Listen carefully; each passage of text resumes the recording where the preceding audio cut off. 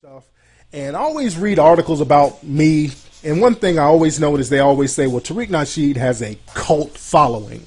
And that's almost offensive, because that's almost like I'm saying that I'm brainwashing the audience, or that the audience will support me no matter what I do. And my audience really isn't like that. If I did some whack shit, they'll let me know it's some whack shit. You know what I'm saying? My audience keeps it 100, and I keep it 100 with them.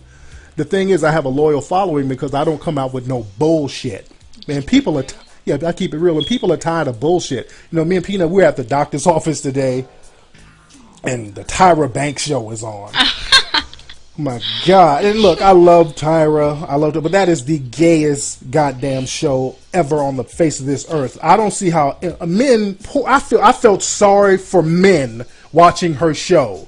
When I look at her show and I see certain dudes in the audience, they look like they're on the death row about to get hung or some shit.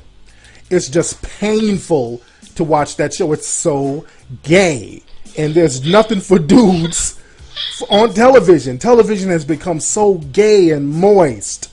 And that's why people want to hear some real good shit. And when I say gay, I'm not talking about homosexual. And that's another thing, too. I'm not bashing homosexuals. Hold on, let me see. I know I got some Clay Aiken in here. Hold on. I'm not bashing no homosexual. And that's the thing, man. In our community, in the black community, and I wanted to bring this up, there was something on the internet about a week ago about Chingy. There was some transsexual that came out and said that she had an affair with Chingy. Did you hear about that, Pina? No. Yeah, it was on the internet for a couple of days, and I know Chingy. Chingy's a cool dude. He's good people. Chingy is cool, and that's just some old under the bus shit where people feel like they have to put you on blast about being gay. Gay in the black community is like the worst you can be in the eyes of some people, and that's just bullshit. It's like the ultimate form of disrespect. When you look at some of these message boards, hold on, let me play this. Hold on, my gay people. I had to play a little curse. Give a little shout out for my moist people out there. But in the black community, that's so much like an epithet. That's like the ultimate form of disrespect, calling somebody gay. And this shit is kind of corny. I wish people in our community can just be who they are. See, in the black community, there's no definitive gay community. There's no definitive gay society. In the white community, you have the definitive gay community. You have openly gay entertainers in the white community. You have Ellen. That's the first person you think of. I mean, she's on TV every day. You have Perez Hilton, who's a personality.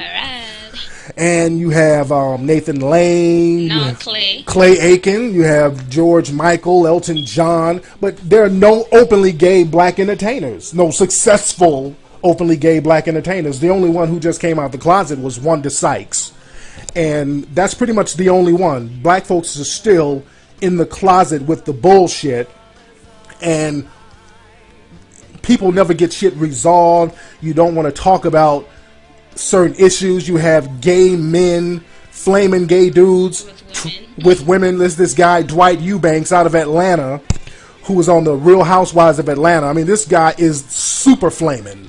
I mean, you can't get any more flaming. You can't get any more flaming than that. You just disintegrate. You just turn into fire, literally. This guy is flaming, and Dwight Eubanks is engaged to a woman. I mean, and this shit is getting crazy, and black folks are still in the closet about this. I got an email from a young lady the other day who has HIV. She got it from this dude she went to the prom with. Remember that? We were talking about that the other day. It was very sad. Shit. Yeah, that was very sad shit. And we just have this thing in our community that we really need to get over. You notice, like, the Miss USA pageant was happening a couple of weeks ago, and this white woman said some slick shit about gays. Boy, they got in her ass. Boy, they still getting in her ass now. They're still talking about that. They're saying that's why she lost the pageant, because she said something slick about gays. White folks in the gay community don't play that shit. You can't say nothing slick about them. And I wish black people, I wish there is a definitive gay community that people can come out and just be who they are and not be on no closet bullshit. But I digress. I just wanted to say that. And shout out to all my gay listeners. I have a lot of gay listeners, black and white. Hold on, let me play some Tevin Campbell. I know I got some Tevin Campbell. Hold on. And anyway, let's get into some good game today. Like I said, man, today's show is about patience and boldness. Having patience and being bold. There has to be a balance of the two. Now, before I get into that, before I get to flowing, let me see who's on the phone. What's that? Who's calling? Hello? Oh, okay, what's up, player? Speaking of game. Hello? Hello? It's Sean from San Francisco. Okay. I'm not surprised. What's going on, Sean? Hello? Can you hear me? Yeah, I can hear you, man. What's on your mind, player? Yeah, bro, you know what I'm saying? I'm out here in Frisco, man, just trying to knock them, you know what I'm saying, for the money, but I had a quick question. Okay, what's your question? Hello? Okay, now something. This dude. Hold on, let me play something else for him. Check it out, you need dick in your life. Come on, you need dick in your life. That's what you need, girl. Everybody's what they need. Dick in your life. Break it down. You need some dick, and you need some dick, and you need some dick, and you need some dick. Dick in your life. What you need, nigga? Dick in your life. Check it out. Speaking of gay, I mean, goddamn. See, that's the thing. See, if it was an open, I think this is him calling back. Let me see what this fool want to see if he's playing on the phone. What's going on, man? You got a real question, or you playing on the goddamn phone? Yeah, bro. Hey, bro, can you hear me? I can hear you, boy. What you got to talk about? Yeah, man, I just want to ask you what you think about... Hello? Man, if you don't say what the hell you got to say, you got 3 seconds to say what you got to say. All right, bro, check this out. I'm out here in Frisco, though. I got this one little female right now. Impossible. Yeah, I'm with it. But at the same time, though, she phony. She only want to do weekends, though, from Friday to Saturday. You feel me? How old are you, man? Oh, am I? Yeah. Me, 22. Wow, you sound young. You must be a little dude. How tall are you? How old is she? Okay, how old is the female? She just turned 18 recently, but she's still going to school at the same time, though. Okay, so and what's your dilemma? What's the dilemma? Well, right now, you know, I'm just, you know what I'm saying, I'm just getting that whole money, though. You know, I'm not really 100% getting it, but only on the weekends right now, from Friday, Saturday, You getting 12 hours a day. You getting her money? Yeah, she, you know what I'm saying, doing a Craigslist thing. Oh, okay. And how long you been dealing with her?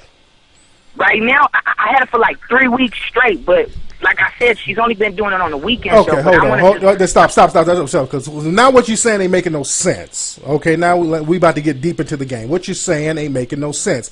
How you only getting a little money from her? You either pimping or you're not pimping. You ain't halfway pimping. No. I'm not going to say it's 100% flesh in the bone pimping, though. You know, I'm just, you know, I'm checking some ins, though. Every time I take her around, she get her little phone calls. I get down. Okay. Let's stop it. Okay, you're her driver. And she's paying you to be. She's paying you to be her driver. That is not pimping. See, in your mind, you thinking you pimping because she's giving you $20, $30 here and there. That is not pimping. That is not your bitch. No. Last week I done checked this 600. You know what I mean? In like 4 hours. But hello. Okay. Yeah, but check this out. I gave her $80 though after 600. You know, sent her home, and she was good with it, But the whole thing is, though, I'm trying to tell her we should do it every day, though. But I'm trying to, you know what I mean, the best way I can tell her, though. Okay, well, you need to holler at her. I mean, that's not your bitch. Sound like she has another dude and you're just her driver. No, she does have another dude. Exactly. She got a baby daddy, though. Okay. She got a baby daddy, though. Okay, well, what kind of shit is that? Well, that's halfway hoeing. She's half a hoe. That's how I knocked her, though. You know, her baby daddy was kind of pimping her, so I kind of told her, you know what I mean? I could manage it a little better than, you know, the next nigga could, and he a little dolphin at the same time, though. Okay, the thing is, all y'all shit sounds raggedy. She's half a hoeing, this other dude is half a pimping, you half a pimping, y'all just half-assing. All three of y'all half-assing. She's bullshitting you. Whatever nigga she's fucking with bullshitting her, it's half-assed. See, that's the thing. It's all about being 100%. You have to be bold. You've been a little bit too patient with this chick. You got to step your game up. You dig what I'm saying? Yeah. Either she's gonna stop. She's gonna stop fucking with that dude and get on your team 100%, or just charge her to the game because you're putting yourself in a dangerous situation up here running around in the streets with another dude's bitch. You feel me? Yeah, you don't know because see, I'm popping some game to you, homie, so you'll be safe in this motherfucker because you trying to hustle and you half-assing and you got some unknown entity that's really on some square shit.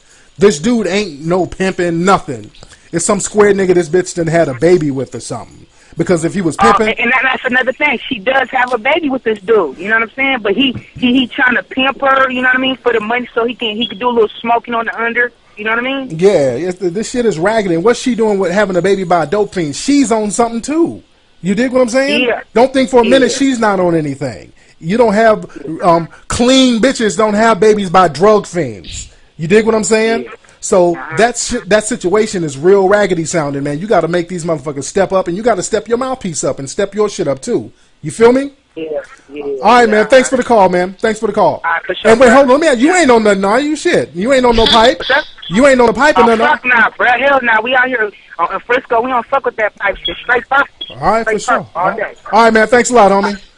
All right, shit. He had a real situation, but hell, he sounded kind of moist for a minute. He was kind of moist. No, he's cool. He was just real excited. But for a minute, I almost had to hit him with this. I used to think that I wasn't fine enough. I'm gonna have to hit him with the male Keisha Cole. I think that I wasn't wild enough. Man, I almost had to hit him with the Keisha Cole. Or this. Or some old moist Deborah Cox.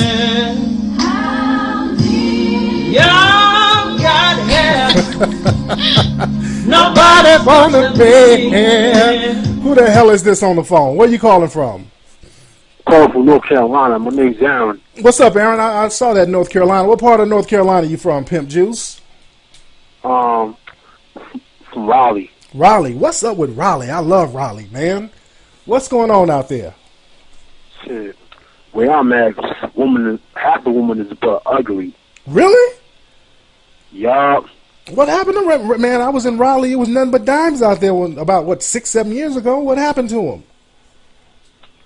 I don't know. Maybe it's just me, homie. Where you from originally? You don't sound like you're originally from North Carolina. From Rhode Island. Okay, there you go. Now they got some nice ones in Rhode Island. Now, what's on your mind today, man? I'm feeling the topic you're doing today about patience, but.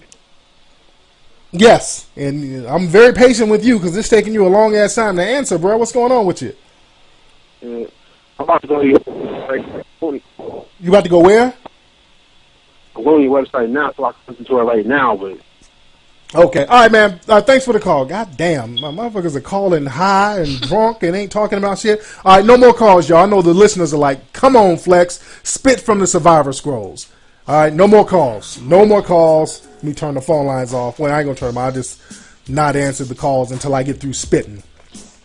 Anyway, let me get a little sip of water. You all right over there, Peanut? I'm great. That's what's up, looking sexy as you want to look. Over there looking like Lauren London and shit. Please. She looks like me. Please.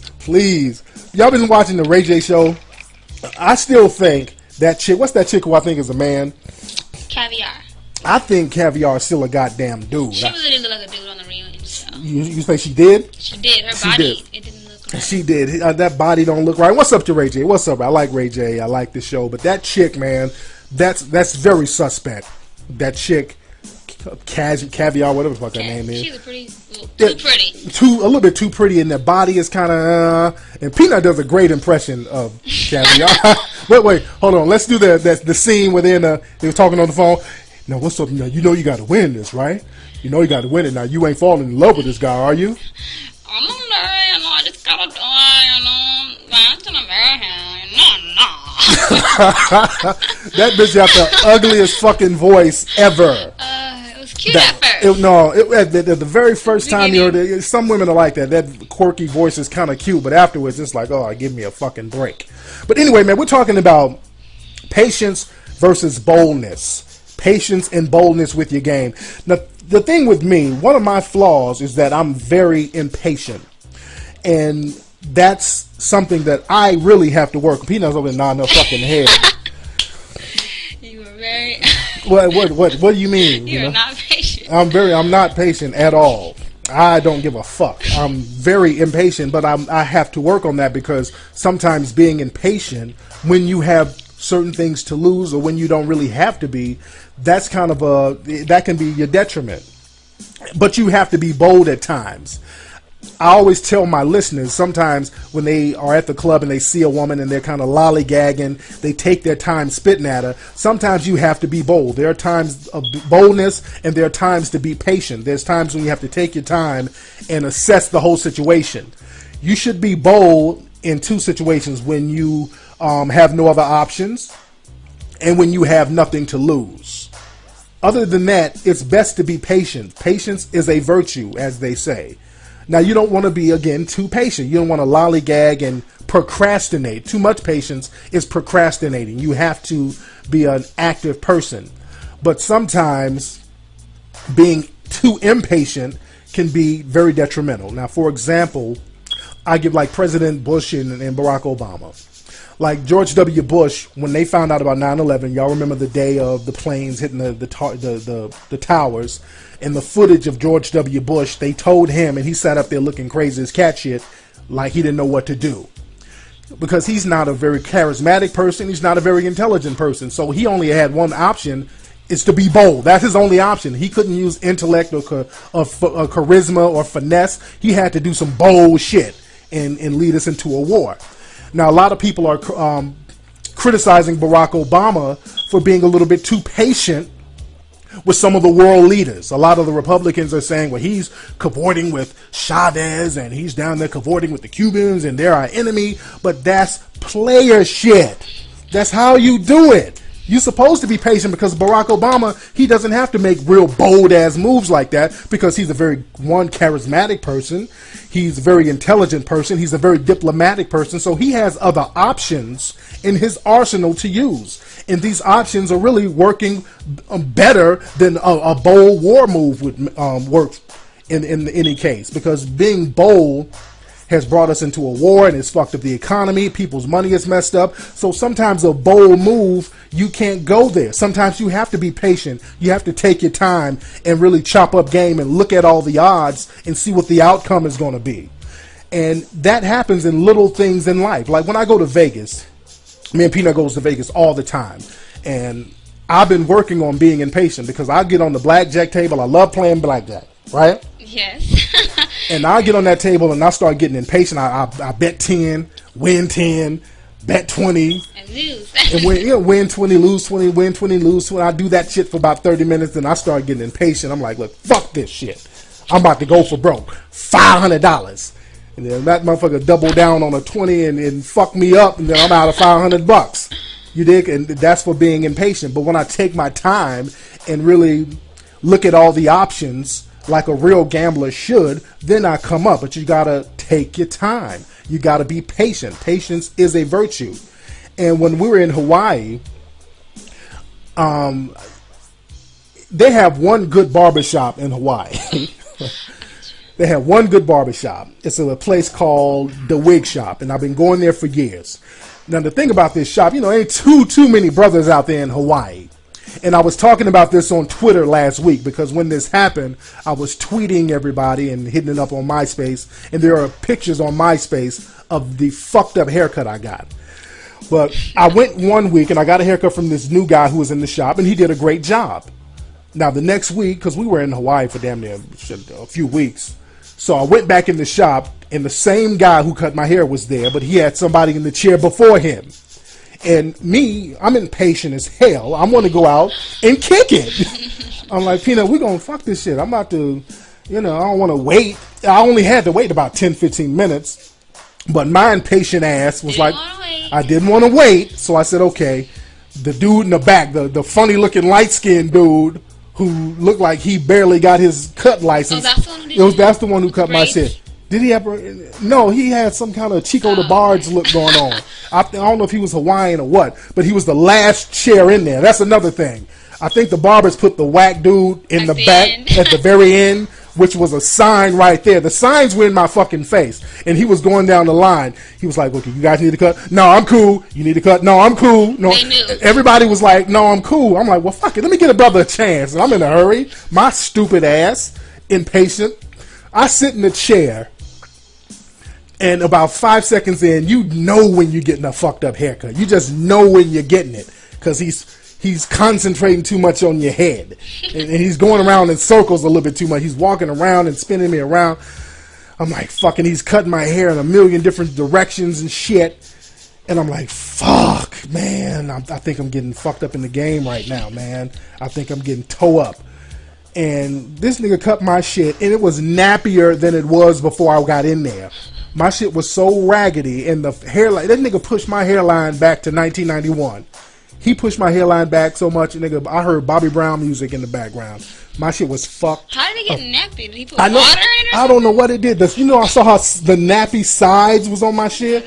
I'm like, man, I need to go get some coconut oil or something. I was pissed the fuck off. But that's what I get for being impatient. Sometimes you got to take your time and weigh your options, weigh the odds, and not jump into situations, especially when the signs are there. The signs were clearly there that I had to wait and get my shit together. But yo, when it comes to spitting, man, you got to really be patient. Patient is like being on a chessboard. It's like playing chess. Chess is a game of boldness, and it's a game of patience. When you're playing chess, sometimes you have to make a bold move. Sometimes you have to go for broke to scare your opponent. But sometimes you have to think and weigh all the options and make sure the odds are in your favor. Life is gambling, but you can make an educated gamble. You can make an educated bet.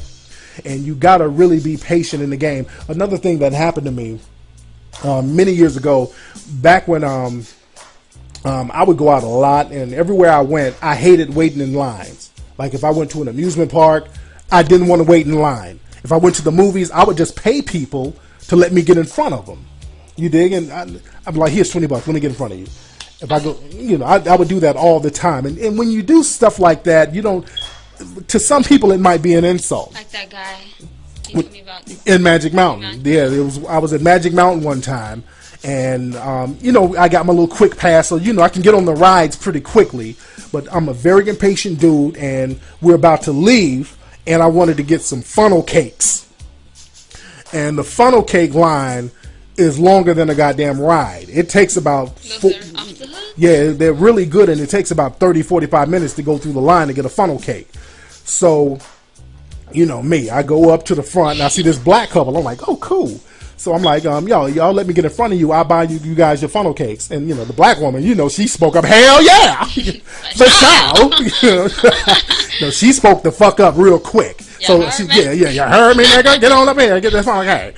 But yeah, I got the funnel, you know, I got in front of him, got the funnel cake. But I noticed the dude kind of had a funky look on his face. He had this look like, okay, all right. So anyway, you know, I bought them their stuff. And then I went to the car. We were getting in our car. Then we were driving off. We saw them walking out the amusement park arguing. They were like kind of, you know, we saw their little hands flaring, and, you know, his hands was kind of aggressive at the lady. And we passed by, and he was like, yeah, I got money. I'm like, oh shit, oh shit. So I'm like, that I shouldn't have done. I kind of fucked with this dude's ego. It was kind of an insult to the dude to offer them money like that. You know what I'm saying? Especially in front of his lady or the chick he was with. He might have been trying to date this chick and trying to impress her by buying little shit. Then this nigga come out of nowhere. Makes him look broke. Yeah, it does. It makes him look broke. You know what I'm saying? And I come out of nowhere throwing money at it. Here, nigga, I'm gonna buy your lady something. I don't want nothing from her. Bye. And that was kind of insulting. So I stopped doing that because, you know, certain people might not take it, you know, the right way. So I've been working on my patience. So you got to be patient in the game at times. Now, again, when you're talking to women, I don't want you to be patient to a fault. Again, you don't want to procrastinate. There's a time to be bold, and there's a time to be patient. Now, if you're in a city that nobody knows who you are and you really don't have nothing to lose, you step to women and you go for broke with your game. Now, if you're a well-known person, like if you're a celebrity or a public figure, sometimes you have to be very tactful and you have to be very patient with the way you step to people, because if you step to certain people, your information will be on TMZ the next day. So if you have something to lose, which is reputation, you have to be very careful who you step to. But if that's not a factor with you, you can be bold. You can go for broke. You can say what's on your mind and step to women real boldly any kind of way you want to step to them. But if you're at a spot that you frequent a lot and you know a lot of people in that particular city and you deal with those people outside of the club, sometimes you have to be a little tactful. Sometimes you have to be a little patient, because, you know, certain cities like Raleigh, North Carolina, Birmingham, Alabama, everybody knows each other. Especially if you're a nigga with a lady already. You got a lady and you at the club spitting, you might be spitting at one of her distant cousins. I've seen shit like that. So you got to be very tactful and ask questions and be patient with your game. Screen a person out, especially if you are in a relationship. You better know who you're dealing with. You better talk to a female and get some information about her ass, and she might work with your lady or something. They'll find out at the hair shop. Yeah, because people be at the hair shop spitting and telling each other's information, and your name will ring. People do talk about you, nigga. When you meet a young lady and she be at the nail shop or the hair salon, y'all know a nigga named James who drive a Infinity. What's that? Infinity. Yeah, I know James. James, my baby daddy. Word. Oh shit. Well, shit, James took me to the mall and got me some damn Prada boots. Like, oh, word? And this nigga ain't paid no child support? You know, so bitches be on shit like that, man. So you got to be patient before you just jump the gun with these females. You kind of got to feel them out. Because I've been in clubs and I done met a whole bunch of cousins and aunts and friends and roommates of girls that I've kicked it with before. So you got to be very, very, very patient with your game at times. It has to be very strategic. Anyway, let me get this one call. See, okay, I ain't getting this call. A lot of people are calling in, goddammit, and y'all hear my voice is going out. I'm spitting from the Survivor Scrolls. That's been it for today's show, y'all.